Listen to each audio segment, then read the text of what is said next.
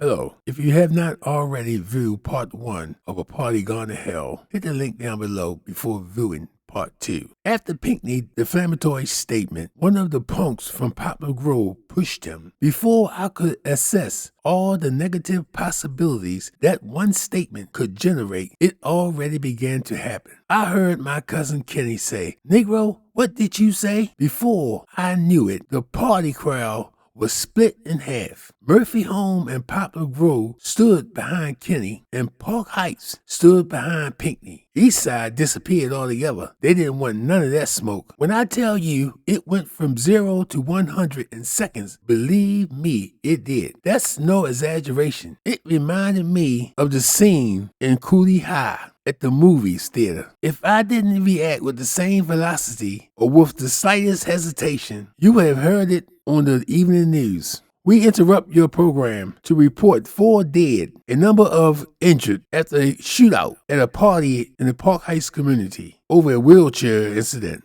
We'll bring more as it comes available. It was spinning out of control. I needed to grab hold of the steering wheel before this situation rear-ended someone. Let me remind you all, I snuck and gave this party while my mother was on a cruise. As the crowd began to funnel out into the streets, I was surveying my neighbors' houses, looking to see if any of them were peeping out of their windows at the commotion developing. For a moment, my mind drifted away to what was happening right underneath my nose. I get snapped right back to reality when I hear Kenny say, "Negro, I'll make you eat that." Pinky whipped out a sawed-off shotgun like if he was in the Marine Corps. That explains why he was in a hot party wearing a trench coat. I was the one common denominator. I knew all these Negroes, and I had to become diplomatic quickly. This wasn't the first time I stood between Kenny and a Negro with a gun at a party. The first time it happened, I was at a house party on Harlem Avenue on a dance floor with this beautiful honey, sweating up an appetite, you know what I mean? Then, without warning, she vacated the dance floor. The next thing I hear is Kenny pulling up on the side of me saying, "I got a beef." I turned around. To the other side of me, there were about 5 guys, and one of them had a gun pointed at my head. That explains why the young lady ran off.